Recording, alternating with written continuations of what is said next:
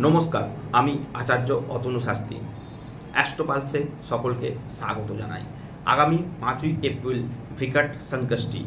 এই দিন যদি আপনি এই 4টি কাজ করেন, তাহলে আপনি আপনার জীবনে আয় উন্নতির নতুন রাস্তা খুঁজে পাবেন এবং আপনার জীবনে বা আপনার যদি কোনো দেনা বা লোন থাকে, তা থেকে মুক্তিরও আপনি কোনো না কোনো উপায় খুঁজে পাবেন।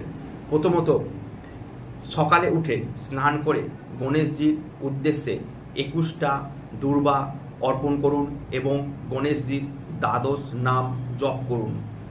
তারপর কিছু মোদক বা লাড্ডু গণেশজিকে অর্পণ করুন এবং 21 বার ওম গণ গণপতায় নমঃ এই মন্ত্র জপ করুন।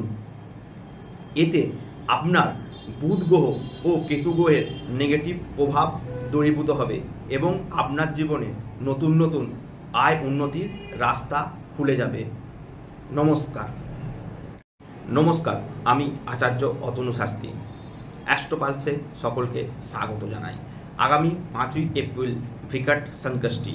এই দিন যদি আপনি এই 4টি কাজ করেন, তাহলে আপনি আপনার জীবনে আয় উন্নতির নতুন রাস্তা খুঁজে পাবেন এবং আপনার জীবনে বা আপনার যদি কোনো দেনা বা লোন থাকে, তা থেকে মুক্তিরও আপনি কোনো না কোনো উপায় খুঁজে পাবেন।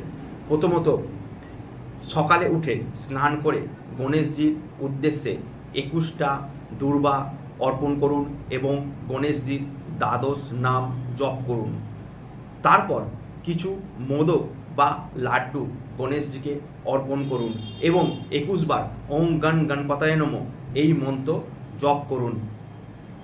এতে আপনার বুধ গ্রহ ও কেতু গ্রহের নেগেটিভ প্রভাব দূরীভূত হবে এবং আপনার জীবনে নতুন নতুন আয় উন্নতির রাস্তা খুলে যাবে। নমস্কার।